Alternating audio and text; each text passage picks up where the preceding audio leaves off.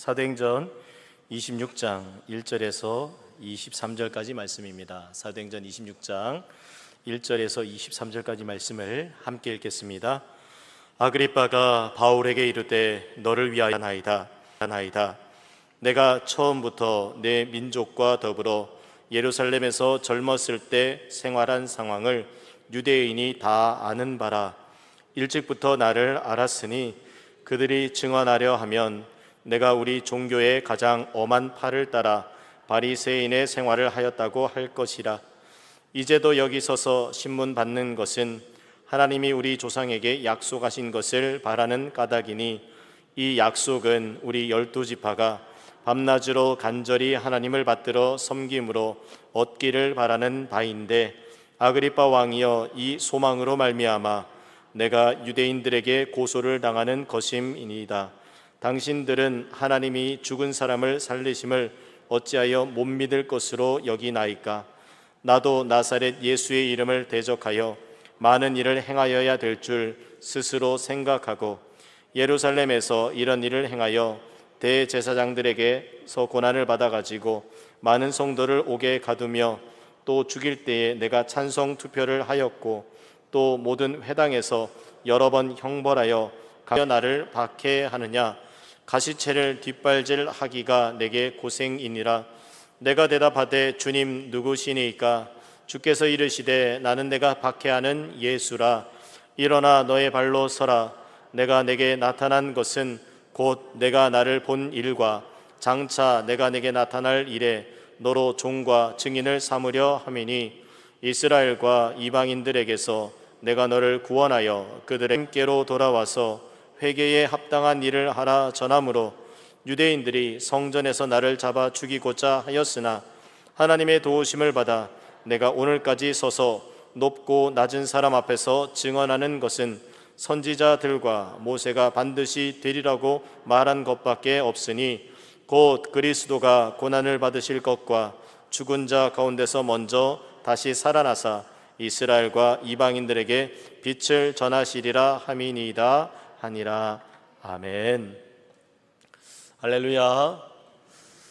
금요철야 기도의 자리에 나오신 여러분들을 주님의 이름으로 환영하고 축복합니다. 옆에 계신 분들 바라보며 이렇게 한번 인사하겠습니다. 사랑하고 축복합니다. 한 번 더 인사하겠습니다. 빛이 있으라 빛을 발하라. 이 말씀은 이사야서에 있는 말씀인데, 하나님께서 우리에게 빛으로 나타나셔서 우리가 그 빛을 발하는 자로 서라라고 명령하십니다. 오늘 예수 그리스도께서 우리에게 빛이 되신 그 빛 되신 주님임을 다시 한 말씀은 사도 바울이 아그리빠 왕 앞에서 자신의 삶에 대해서 증언하는 이야기입니다. 자신이 어떻게 지금 재판을 당하게 되었으며 무엇 때문에 어떤 일로 그리고 왜 이렇게까지 어려움을 겪게 되었는가를 쭉 이제 설명하고 있는 그런 상황이죠. 오늘 우리가 읽은 사도행전 26장 19절의 말씀을 보면 아그리빠 왕이여, 그러므로 하늘에서 보이신 것을 내가 거스르지 아니하고. 아멘. 바울의 고백이 무엇입니까? 하늘에서 보이신 것을 내가 거스르지 아니하고입니다. 즉 하나님께서 우리에게 보여주신 것을 우리가 거절하거나 거부할 수가 없다는 겁니다. 내가 예수님을 만난 이 사실을 어찌 감출 수가 있겠습니까? 라는 그런 의미이기도 한 것이죠. 우리가 물과 성령으로 거듭났다라고 할 때에 물과 성령으로 거듭났다라는 것은 무엇을 말하는 것인가 라고 생각해 보면, 하늘에서 하나님께서 보여주신 것이 이제는 내 눈에 보이기 시작했다라는 그런 의미입니다. 물과 성령으로 거듭났다라는 것은 하나님이 우리에게 보이신 그 하나님의 계획을 내가 알게 되었다라는 그런 의미와 통한다는 것이죠. 즉 하늘의 것을 보기 시작했다는 겁니다. 그 전에 우리는 땅의 것, 그리고 하루하루 먹고 사는 문제에 우리의 삶의 모든 에너지와 신경을 쏟아왔다면, 내가 주님을 만나서 거듭나서 새롭게 되면 더 이상 땅의 것이 아닌 하늘의 것을 찾고 바라보며 구하는 삶을 살기 시작했다라는 것입니다. 사람은 본래 눈에 보이는 것을 쫓아 살아가게 됩니다. 눈에 보이는 것에 이끌려서 살게 되죠. 이것을 세상에서는 정욕이라고 이야기를 합니다. 우리가 눈에 보이는 것이 마치 전부인 줄 알고 거기에 사로잡혀 가는 것이죠. 여러분들 고3 학생들은 무엇만 보입니까? 대학 진학만 보입니다. 그런데 그런 시기를 지나온 이 자리에 계시는 저와 여러분들은 그때가 대학이 인생의 전부가 아니구나라는 것을 이미 우리는 다 알고 있지 않습니까? 그러나 고3 학생들에게는 그때 그 순간에는 대학 진학만 보인다라는 것입니다. 그래서 보이는 것이 전부인 줄 알고 거기에 사로잡혀 살아가는 삶이 바로 우리의 인생인데, 그런데 우리가 거듭난다라는 것, 물과 성령으로 새롭게 된다는 것은 그동안 보지 못했던 우리의 시야가 넓혀지고 그리고 하늘의 것들이 보이기 시작한다는 그런 의미인 것이죠. 그래서 하나님 앞에서 새 생명으로 거듭난 사람, 새로운 피조물로 변화된 사람은 보이지 않는 세계를 바라보는, 남들이 보지 못하는 그런 영역을 보게 되는 것, 그래서 보이지 않는 것을 추구하며 살아가는 그런 삶을 살게 된다는 것입니다. 그런 점에서 바울이 말한 하늘에서 보이신 것이 바로 그런 것이죠. 사도 바울은 어떤 사람입니까? 과거에 사람들의 죄를 보며 살았던 사람입니다. 사도 바울이 자신에 대해서 고백을 할 때에 엄한 신앙의 종파를 따라 바리새인의 생활을 했었던 사람, 그러다 보니 그 엄격한 바리새인의 율법 기준을 따라서 다른 사람에게 그 기준을 갖다 대면서 이것은 죄다, 아니다, 옳다, 그르다라고 판단해 오던 그런 사람이라는 겁니다. 즉 사도 바울의 눈에는 늘 다른 사람의 죄만 보이는 겁니다. 그래서 그 기준을 벗어나는 순간 이것은 죄다라고 고백하는, 이것은 죄다라고 이야기하는, 늘 남들의 죄만 보며 살아가는 그런 삶을 살았다라는 겁니다. 그리고 자신 또한 그랬습니다. 자신의 죄를 늘 돌아보면서 내가 이런 행동을 하면 나는 죄인이구나, 그리고 내가 이렇게 잘못하는 삶을 살고 있구나라고 끊임없이 자기가 얼마나 죄인인지를 점검하는 이유는 할 수만 있다면 내가 거룩하고 깨끗한 그런 삶으로 살아가려고 끊임없이 율법 앞에 자기를 점검하는 삶을 산 것이죠. 그러다 보니 사도 바울의 눈은 어떤 눈이 됩니까? 온화하고 평화로운 눈이 아니라 날카롭게 모가 나서 마치 독사의 눈처럼 다른 사람의 죄를 살펴보는 그런 눈이 되어버렸다라는 것이죠. 그런데 그런 사도 바울에게 다른 사람의 죄만 눈에 보이던 사람이 무엇이 보이기 시작했다는 겁니까? 하늘의 것이 보이기 시작했다라는 겁니다. 이것이야말로 기적이고 신비인 것이죠. 오늘 본문 20절에 보면 사도 바울의 변화된 삶의 방향이 나타나는데, 먼저 다메섹과 예루살렘에 있는 사람과 유대 온 땅과 이방인에게까지 회개하고 하나님께로 돌아와서 회개에 합당한 일을 하라 전함으로, 사도 바울이 그의 삶과 사역의 방향이 변화된 것을 발견하게 되는 것이죠. 사도 바울은 심판자에서 복음의 증언자로 변화되었습니다. 도끼 눈을 뜨고 독사의 눈을 가지고 다른 사람의 죄를 찾아다니던 그런 삶의 모습에서 복음을 전하는 삶으로 그의 삶이 바뀌게 되었다라는 것이죠. 전에는 정죄하는 시각이었다면 이제는 복음을 전하는, 즉 죄로부터 돌아올 수 있는 삶을 전하는 자가 되었다라는 겁니다. 이것은 죄가 없다는 뜻이 아니죠. 비록 죄인이지만 예수 그리스도께서 과거와 현재와 미래의 모든 죄를 사하셨지만 우리가 이 땅에서 살아가는 삶에는 늘 먼지투성이는 죄인으로 살 수밖에 없다는 것이죠. 그래서 우리는 늘 죄와 함께 살아가는데, 그러나 그 죄를 심판하고 정죄하는 것이 아니라 어떻게 하면 그 죄로부터 돌아올 수 있을까? 어떻게 하면 그 죄를 떨쳐낼 수 있을까? 끊임없이 고민하고 자신의 삶을 돌아보고 심지어 또 다른 사람의 죄까지도 저 사람이 어떻게 하면 그 죄로부터 돌아올 수 있을까? 건짐을 받을 수 있을까를 보게 되었다라는 겁니다. 그래서 예수 그리스도를 만나게 할 수 있을까? 어떻게 하면 십자가의 사랑으로 그 죄를 덮을 수 있을까를 전하는 자가 되었다는 것이죠. 그리고 바울은 이어서 자신이 증언자가 되었다라고 고백합니다. 오늘 본문 22절을 보면 하나님의 도우심을 받아 내가 오늘까지 서서 높고 낮은 사람 앞에서 증언하는 것은 선지자들과 모세가 반드시 되리라고 말한 것밖에 없으니 아멘. 바울이 전한 것이 무언가 새로운 것입니까? 아닙니다. 역사 속에서 성경 안에 늘 있어 왔었던 겁니다. 바울만 특별히 아는 것이 아니라 성경, 모세와 선지자들이 전하고 있는 그 메시아에 대한 것을 이전 사람들도 전했고 나도 지금 그것을 전하고 있다라는 것입니다.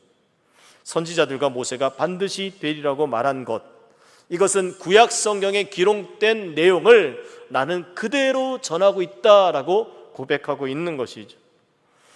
바울의 사명은 분명했습니다. 그 사명, 바로 말씀 중심, 그 복음 중심의 사명을 사도행전 1장 8절에 어디를 향해 전하는가라고 선언하고 있다는 것이죠. 사도행전 1장 8절에 보면 오직 성령이 너에게 임하시면 너희가 권능을 받고 예루살렘과 온 유대와 사마리아와 땅끝까지 이르러 내 증인이 되리라 하시니라. 아멘. 사도행전 1장 8절의 이 말씀은 사도행전 전체를 아우르는 아주 중요한 핵심 구절이죠. 사도행전 1장부터 28장까지의 내용 중에 1장에서부터 7장까지는 예루살렘에서 일어난 이야기입니다. 그리고 8장부터 12장까지는 유대와 사마리아에 대한 이야기죠. 그리고 나머지 13장부터 28장까지는 이방인의 선교, 즉 땅끝까지 이르러에 대한 이야기를 담고 있다라는 것입니다. 그런 점에서 바울은 자신이 하늘의 부르심을 받고 회개하고 또 회개를 촉구하는 그런 복음 전하는 자로 부름받았음을 고백하는 것이죠. 바울이 증언하는 내용은 이미 구약의 선지자들 모세가 예언한 말씀, 곧 23절에서 말하는 그리스도에 대한 복음이라는 겁니다. 사도행전 26장 23절 함께 읽겠습니다. 곧 그리스도가 고난을 받으실 것과 죽은 자 가운데서 먼저 다시 살아나사 이스라엘과 이방인들에게 빛을 전하시리라 함이니이다 하니라. 아멘. 사도 바울이 고백하는 이 말씀은 구약 성경 전체가 바로 예수 그리스도를 드러내는 내용이다라고 고백하고 있는 것이죠.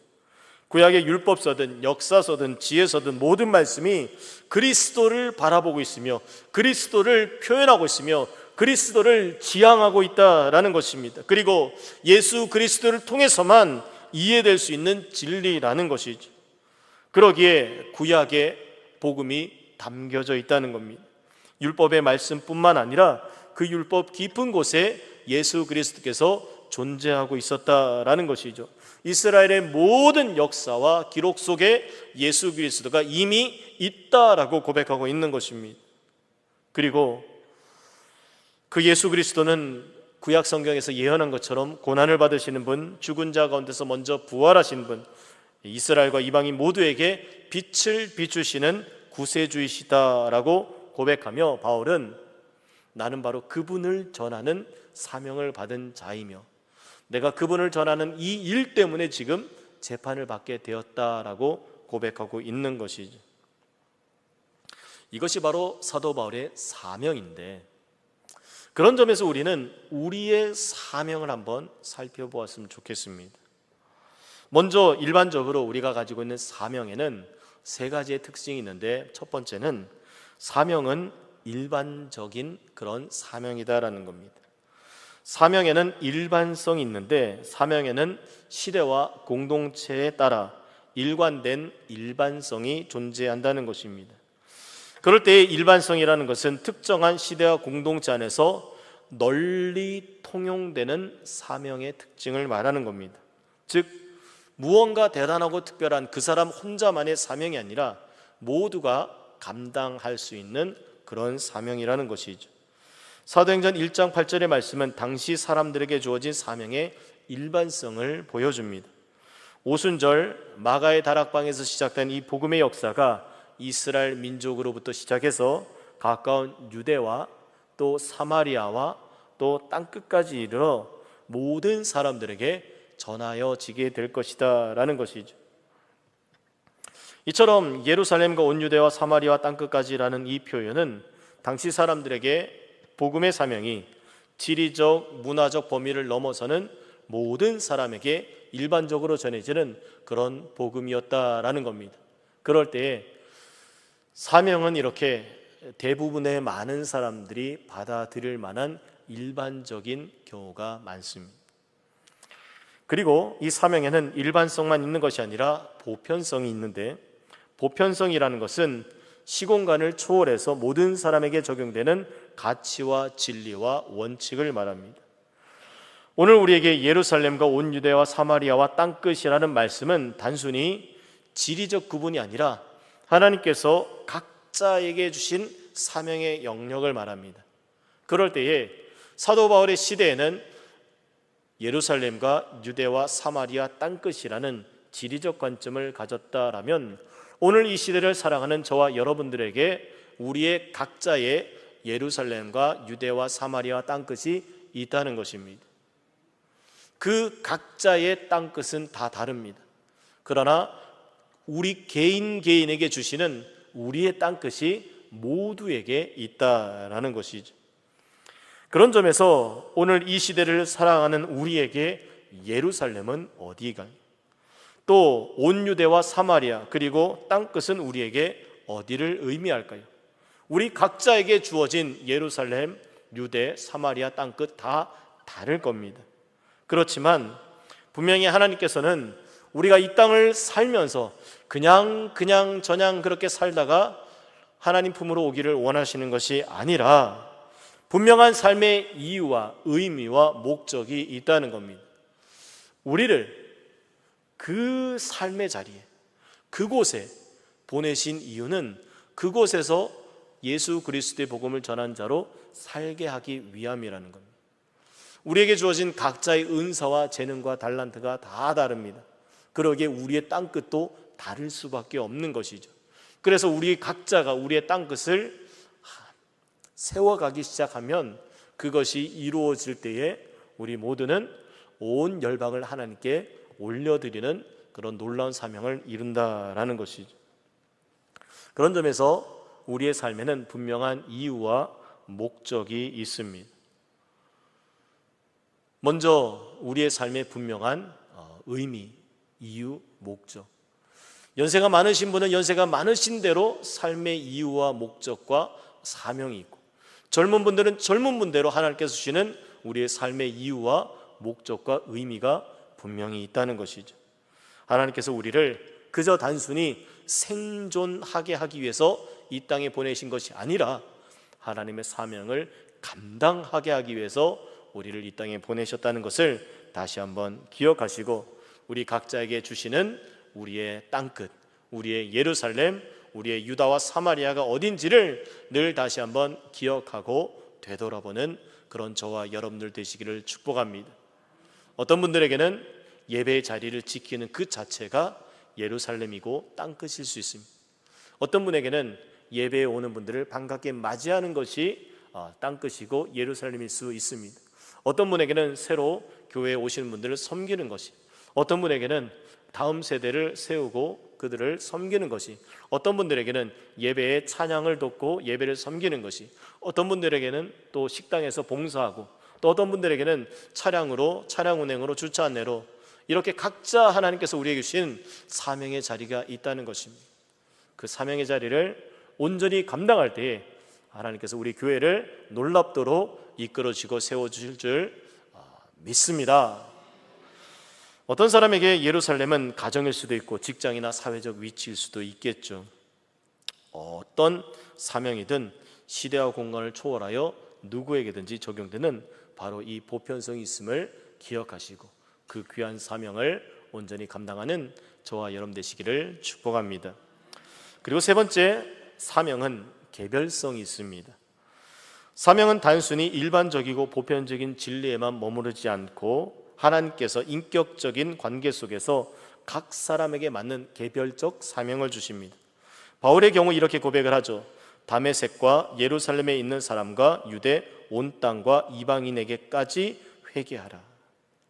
이것이 사도 바울에게 주어진 개별적 사명이었다라는 겁니다. 그 시대에 비슷한 시대를 살아가던 베드로에게는 예루살렘 교회를 지키는 사명이 주어졌겠죠. 그리고 그 외에 예수님의 제자들 사도들에게는 각자 제비 뽑아서 맡겨진 그 선교지를 향해서 복음을 전하러 가는 것이 그 시대 그들의 사명이었겠죠. 마찬가지로 오늘 이 시대를 사는 우리에게도 우리 각자에게 주시는 그런 개별적 사명이 있다는 것입니다. 하나님은 바울에게 다메섹의 부르심을 주셨고 예루살렘과 이방의 사역을 맡기셨습니다. 이처럼 하나님은 각 사람에게 일반적 사명, 보편적 사명을 더하여 개별적 부르심을 허락하셨다라는 겁니다. 그래서 하나님께서 지금 이 시대 오늘 저와 여러분들에게 사랑과 평화의 교회라는 그러한 교회 안에서 함께 하나님을 영화롭게 하고 또 교회를 세워가는 이 사명을 주셨다라는 것을 기억하시고 이것이 우리의 사명임을 다시 한번 우리의 마음에 굳건히 새기는 저와 여러분 되시기를 축복합니다. 은사에도 다양한 그런 사명이 있습니다. 다양성이 있습니다. 하나님께서 은사를 다양하게 주시되 서로 연합하여 한 몸을 이루라라고 말씀합니다. 머리 대신 예수 그리스도 안에서 어떤 사람은 눈의 역할을, 어떤 사람은 귀의 역할을, 어떤 사람은 입과 손과 발과 여러 가지 역할을 각자가 감당을 합니다. 은사는 다르지만 그 목적은 하나입니다.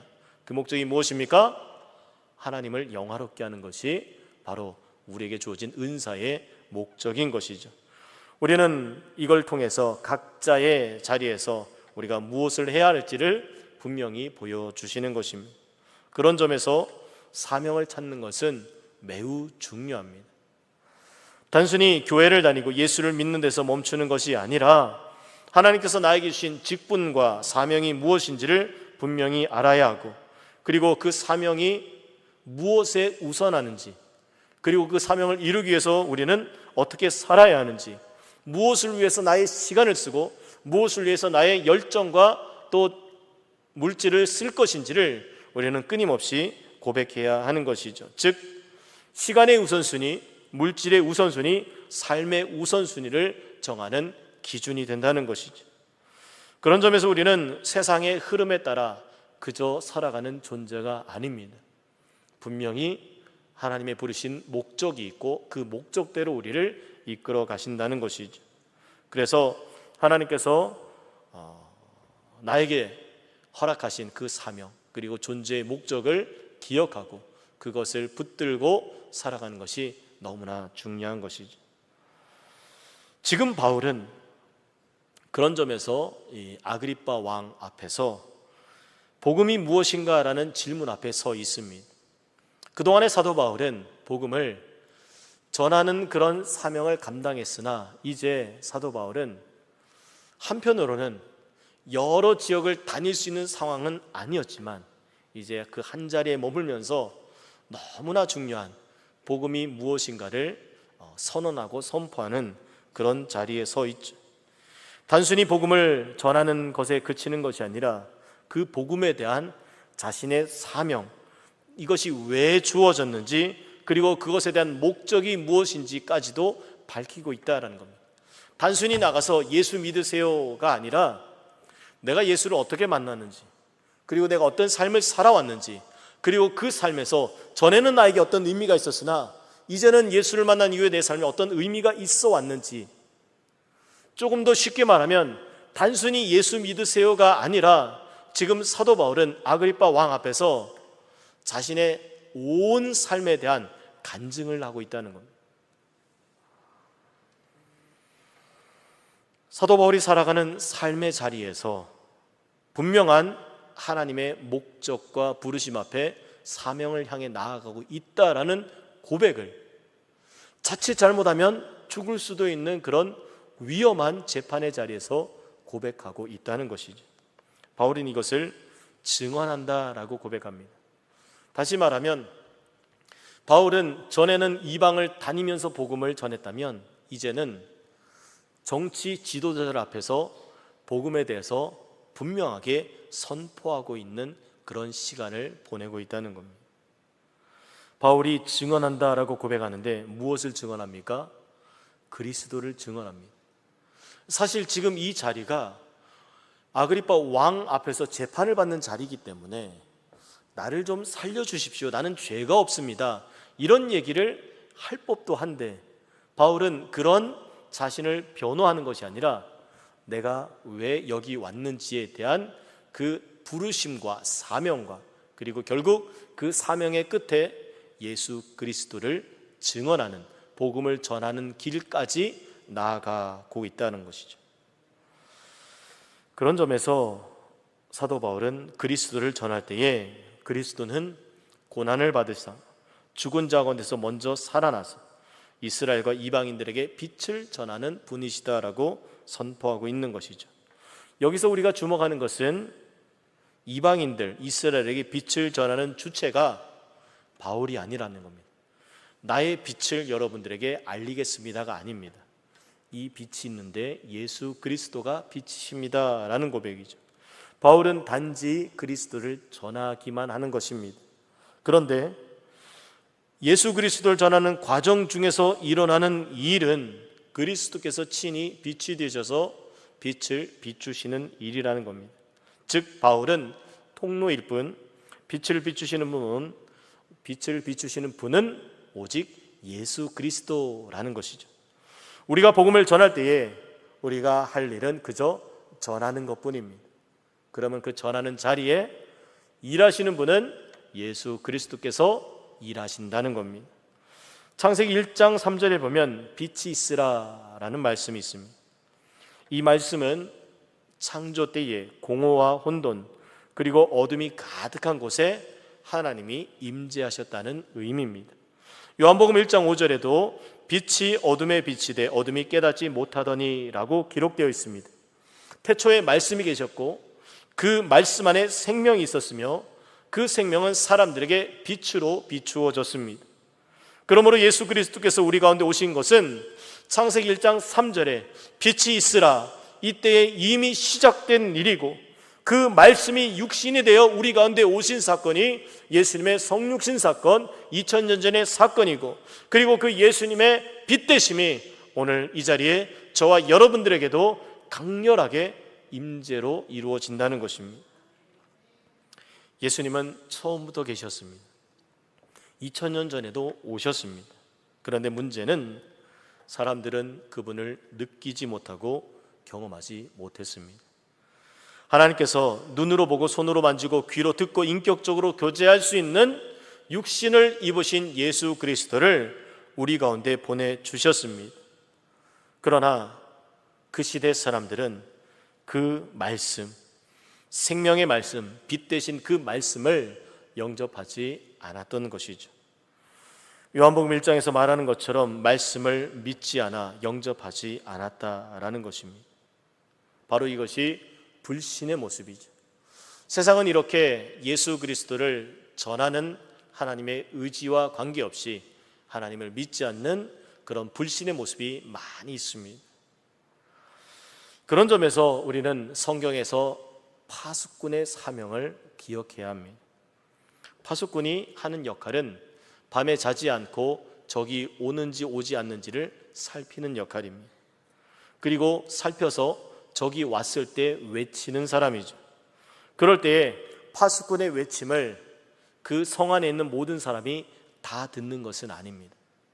어떤 사람은 파수꾼의 외침을 듣고 적이 온다는 것을 들은 후 즉시 일어나 적을 막아낼 준비를 하는 사람이 있는 반면에 어떤 사람은 파수꾼의 외침을 듣고도 또 아무것도 하지 않는 사람도 있고 어떤 사람은 파수꾼의 외쳐도 그 외침이 들리지 않고 잠만 자는 사람들도 있다는 것입니다. 결국 파수꾼의 사명은 외치는 것까지입니다. 듣고 깨어나 방비하고 준비하는 것은 그들의 몫인 것이죠. 파수꾼의 사명이 무엇입니까? 듣든지 아니 듣든지 외치는 것입니다. 이것이 바로 파수꾼의 사명이죠. 하나님께서는 그가 맡은 사명을 다한 파수꾼에게는 책임을 묻지 않으신다라고 말씀하십니다. 그래서 우리는 듣든지 아니 듣든지 복음을 전해야 되는 것이죠. 그 사람이 안 들어도 상관이 없습니다. 우리의 사명은 전하는 것에서 완수되는 거죠. 그가 듣고 돌이키고 회개하는 그 일은 누가 하시는 일입니까? 하나님이 하시는 일입니다. 그런 점에서 우리는 빛이신 예수 그리스도를 세상에 전하는 자로 부름받은 존재들입니다. 그럴 때 우리는 그 전하는 것, 그 자체가 우리의 사명임을 다시 한번 기억하며 언제나 예수를 전하는 자로 살아가는 저와 여러분 되시기를 축복합니다. 이사야 9장 1절에서부터 7절까지의 말씀을 보면 전에 고통받던 자들에게 흑암이 없으리로다 라고 말씀합니다. 흑암이 없다라는 것은 거기에 빛이 비추었다라는 의미겠죠. 고통이 있었던 이들에게 더 이상 어둠이 없을 것이다 라고 말씀합니다. 그런데 예수님께서 이 고통받고 멸시받은 자들에게 빛을 비추시는데 바로 이 빛은 어둠을 밝히는 불이죠. 예수 그리스도께서 우리 가운데 오셨을 때에 우리가 그분을 전하고 어둠 속에 있던 것들이 밝히 드러나게 되는 것, 그래서 예수님이 친히 그 어둠을 밝히 비추어 주신다는 겁니다. 그럴 때 이 어둠은 단순히 빛이 없는 상태만을 말하는 것이 아닙니다. 창세기 1장 2절에 보면 땅이 혼돈하고 공허하며 흑암이 깊음 위에 있고 라고 기록합니다. 이것이 무엇을 말하냐면 사람들이 빛 되시는 예수 그리스도를 알지 못하면 단순히 깜깜하다라는 것이 아니라 그 마음에 그 삶 자체가 혼돈하고 공허하다는 겁니다. 질서정연하지 못하고 어떻게 해야 할지 분주하고, 그리고 그 마음의 공허에서 무언가 안정감을 갖지 못하고 텅 비어있는, 채워도 채워지지 않는 그런 상태가 된다는 것이죠. 그리고 흑암에 있다는 겁니다. 즉 이 혼돈과 공허와 흑암은 바로 카오스, 이런 상태가 되는데 거기에 빛이 비추어지니까 질서, 코스모스가 이루어진다는 것이죠. 바로 예수 그리스도의 빛이 우리의 삶 가운데, 인생 가운데 비추어지면 모든 혼돈은 질서로, 그리고 공허는 충만으로, 흑암은 광명으로 변화된다는 것입니다. 모든 것이 하나님 앞에서 온전한 질서로 드러나게 된다는 것이죠.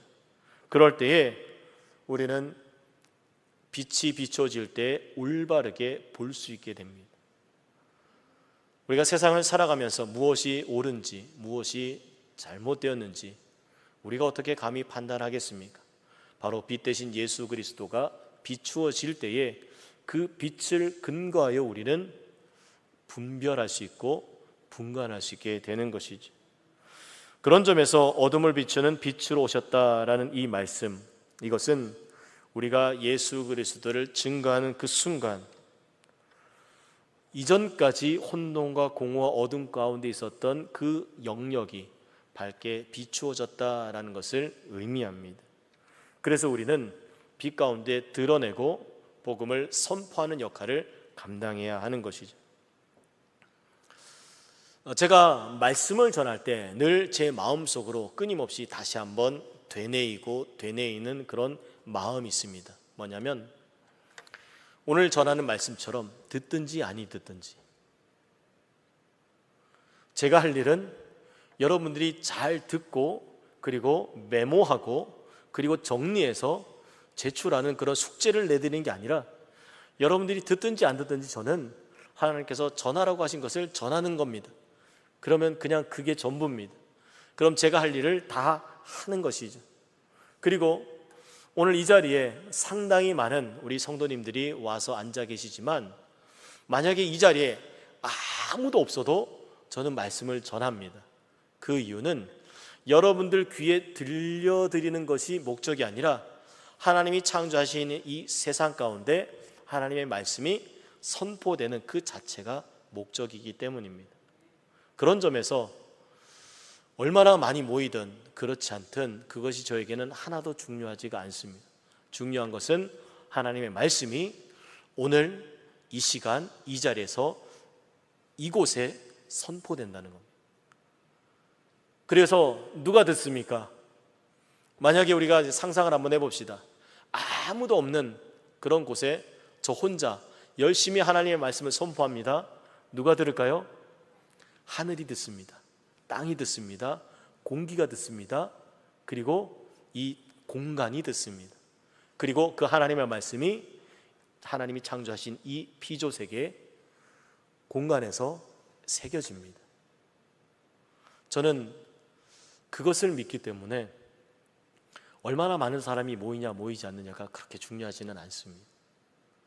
중요한 것은 하나님의 말씀이 끊임없이 선포되는 것, 빛 대신 예수 그리스도를 밝히 드러내는 것. 그런 점에서 사랑하는 여러분, 여러분들이 살아가는 삶의 자리에서 여러분들께서 예수 그리스도를 밝히 드러내는 그런 삶을, 그런 사명을 감당하시기를 바랍니다. 그래서 듣든지 아니 듣든지 저 사람이 내 말을 경청하든 안 하든 무시하면 어떻습니까? 내가 전했다는 그 사실만으로 하나님은 우리가 다 사명을 감당한 것으로 여겨주시는데, 때로는 남들의 매몰찬 시선이나 비난에는 결코 굴하지 않으며 어떤 경우에도 복음을 전하는 빛 대신 예수 그리스도를 밝히 드러내는 그런 저와 여러분 되시기를 축복합니다. 그리고 주님이 빛이시기 때문에 우리는 그 빛을 반사하는 달빛과 같은 역할을 하면 되는 것입니다. 예수님은 태양이시고 우리는 마치 달이 되어서 예수님이 비치는 그 빛을 우리가 먼저 받고 그 빛을 반사해서 어둠 가운데, 세상 가운데 흘려보내면 되는 것이죠. 사람들은 종종 무언가 지식이 많고 그리고 논리나 근거가 정확해서 그래서 사람들을 설득해야 한다라고 생각을 합니다. 복음은 설득이 아닙니다. 복음은 선포입니다. 설명하고 설득해서 그 사람들이 이렇게 이해하고 납득하는 것이 복음이 아닙니다. 복음은 그냥 선언하는 것이고 복음은 그냥 외치는 것입니다. 그런 점에서 복음을 증언하는 자의 사명은 바로 파수꾼의 사명인 것이죠. 단순히 전하는 겁니다. 그럴 때 빛이신 예수 그리스도께서 그들의 마음에 들어가서 스스로 영화롭게 하시고 모든 것을 질서 있게 보여주시는 것이죠. 이사야 9장 2절 말씀을 보면 흑암에 행하던 백성이 큰 빛을 보고 사망의 그늘진 땅에 거주하던 자에게 빛이 비치도다. 아멘. 이것은 바로 사망이 하나님 앞에서 생명으로 바뀌는 사건입니다. 이어서 이사야 9장 3절을 보면 주께서 이 나라를 창성하게 하시며 그 즐거움을 더하게 하셨으므로 추수하는 즐거움과 탈취물을 나눌 때의 즐거움 같이 그들이 주 앞에서 즐거워하노니. 아멘. 주님의 빛이 비추어졌을 때 어떤 일이 일어납니까? 나라가 창성하게 되는 일이 일어납니다. 그리고 즐거움이 더해집니다. 그리고 그 즐거움 어떤 즐거움입니까? 추수하는 즐거움, 탈취물을 나눌 때의 즐거움 같이 그들이 주 앞에서 즐거워하노니. 여러분이 탈취물이라는 것은 전쟁을 치르고 나서 전쟁 물자를 이렇게 나누는 겁니다. 우리는 이제 전쟁을 치르는 시대를 살지 않기 때문에 잘 안 와 닿았는지 모르겠으나 오늘 우리 시대에 이해할 수 있는 그런 표현으로 다시 한번 설명하면 이 탈취물을 나눌 때의 즐거움 이런 겁니다. 오늘 개를 탄 겁니다. 개 탈 때의 즐거움, 주식 배분이 들어왔을 때의 즐거움, 은행 이자가 들어왔을 때의 즐거움, 회사에서 보너스가 들어왔을 때의 즐거움, 이런 즐거움인 거죠. 이런 즐거움으로 주님 앞에서 즐거워하게 될 것이다 라고 말하고 있는 것입니다. 즉 인생에서 늘 실패자나 패배자처럼 어떻게 하면 내가 실패하지 않을까, 어떻게 하면 내가 패배하지 않을까를 염려하고 걱정하고 또 사람들에게 할 수만 있다면 성공된 모습을 보여주기 위해서 애쓰는 삶이 아니라 내가 하는 것이 아니라 누가 하느냐, 주님이 하시는 겁니다. 주께서 이 나라를 창성하게 하시면, 즉 주님이 이 나라를, 주님이 우리 교회를, 주님이 저와 여러분들의 삶을 창성하게 하시는 겁니다. 내가 하는 게 아닙니다. 주님이 그렇게 만들어 가신다는 겁니다. 그래서 추수의 기쁨과 전쟁의 승리의 기쁨을 경험하게 하신다는 것이죠. 내가 하는 것이 아닌 하나님께서 그렇게 만들어 가시겠다라는 겁니다. 바로 이러한 기쁨을 누리는 것이 바로 빛이 비추어졌을 때 일어나는 일인 것이죠. 계속해서 이사야 9장 4절을 보면, 이는 그들이 무겁게 맨 멍에와 그들의 어깨의 채찍과 그 압제자의 막대기를 주께서 꺾으시되 미디안의 날과 같이 하셨음이니이다. 아멘.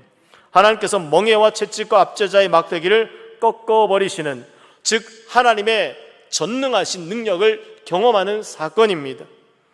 혼돈과 공허와 어둠 속에 있는 사람들이 스스로 아무리 답을 찾으려고 해도 찾을 수 없는 그때에 하나님께서 힘이 되어주시고 능력이 되어주시고 강력이 되어주셔서 우리를 모든 문제로부터 건져내시고 해결하시는 이 일들을 우리가 경험하게 될 것이다 라는 것이죠.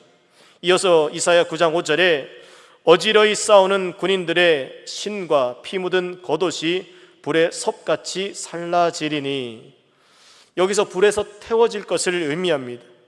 주님이 비추시는 빛은 단순히 어둠을 밝히는 빛뿐 아니라 소멸의 빛이기도 합니다. 거룩하지 않은 모든 것들을 예수 그리스도의 빛을 통해서 소멸하신다는 겁니다.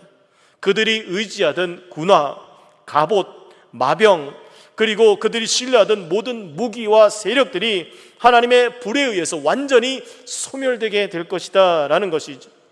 그래서 인간의 힘으로 의지했던 방법이 아닌 오직 하나님의 힘과 능력으로 이루어지는 그 방법 가운데 살아가게 될 것이다 라는 것이죠. 그리고 이사야 9장 7절이 이렇게 선포합니다. 그 정사와 평강의 더함이 무궁하며 또 다윗의 왕자와 그의 나라에 군림하여 그 나라를 굳게 세우고 지금 이후로 영원히 정의와 공의로 그것을 보존하실 것이라. 만군의 여호와의 열심히 이를 이루시리라. 아멘. 여기서 만군의 여호와의 열심은 하나님의 사랑의 불, 사랑의 빛을 의미합니다. 하나님의 사랑은 어떤 불로도 꺼지지 않으며 어떤 것으로도 지워지지 않는 마치 도장과 같은 그런 사랑이라는 것이죠. 그 사랑의 불이 저와 여러분들에게 비추어지는 것이죠. 그래서 하나님의 열심으로 하나님의 백성들을 정의롭고 공의롭게 세워가시고 내버려 두지 않으시고 인생의 길 위에 간섭하셔서 그들의 삶 속에서 함께 하신다는 겁니다. 이러한 하나님의 사랑의 열심으로 우리를 도우시고 인도하시고 깨우시고 때로는 멸시와 모욕을 당하면서까지도 이끌어 가시고 인도하신다는 겁니다. 바로 이 사랑의 불, 예수 그리스도께서 비추시는 그런 사랑의 불의 빛을 우리 가운데 비춰주신다는 약속의 말씀인 것이죠. 그런 점에서 우리가 바로 이 예수 그리스도를 증언한다는 것, 증언한다는 것은 아 그렇구나 라고 마음으로 느끼는 것을 넘어서서 내가 내 입을 열어서 말하는 겁니다. 창세기 1장부터 보면 우리가 하나님이 어떤 분이신지를 살펴보면 하나님은 계속해서 말을 하십니다. 세상을 향해서 말씀하십니다. 빛이 있으라. 그랬더니 세상이 하나님의 말씀에 순종하여 창조가 이루어지죠. 그리고 아담과 하와를 창조하시고 또 그들에게 말씀하십니다. 사명을 주십니다. 가인과 아벨에게도 하나님은 말씀하셨습니다. 아브라함을 부를 때도 하나님은 말씀하셨습니다. 끊임없이 하나님은 우리에게 말씀하십니다. 말씀으로 세상을 창조하시고 말씀으로 세상을 운행하십니다. 그럴 때 예수님께서 기도에 대해서 말씀하실 때도 기도는 말하는 것이라고 가르쳐 주셨습니다. 그런데 우리는 혹시 기도하면서 하나님 이렇게 해주세요라고 기도하고 나서 될까? 이렇게 의심하진 않습니까? 우리가 우리의 입술로 그렇게 고백했다면 하나님이 반드시 이루실 것입니다. 그리고 이것을 의심하지 않고 믿는 것이죠. 예수님은 너희가 말한 대로 되리라 라고 말씀하셨습니다. 그러기에 우리는 말해야 합니다. 무엇을 말해야 됩니까? 복음의 말, 사랑의 말, 승리의 말, 격려의 말, 위로의 말, 이런 말들을 끊임없이 해야 되죠. 그런데 우리의 말이 저주의 말이나 심판의 말이나 또 좌절의 말이나 또 비판의 말이나 이런 말들을 할 때는 우리가 그렇게 될 수 있는 거죠. 그러기에 우리는 할 수만 있다면 우리의 입술에서 선하고 좋은 복된 말을 끊임없이 해야 하는 것이죠. 말씀을 전할 때마다 제가 우리 성도들과 함께 인사하는 것은 사랑하고 축복합니다입니다. 저는 여러분들을 사랑합니다. 여러분들도 저를 사랑하십니까? 저는 여러분들을 늘 축복합니다. 여러분들도 서로를 축복하시기를 바랍니다. 하나님의 복을 빌며 또 그 하나님의 복이 저와 여러분들의 삶 가운데 날마다 부어지도록 끊임없이 우리가 입술로 서로를 향해서 복을 빌어야 하는 것이죠. 그런 점에서 우리는 우리의 입술에서 고백되어지고 증언된다는 것을 다시 한번 기억해야 할 것입니다.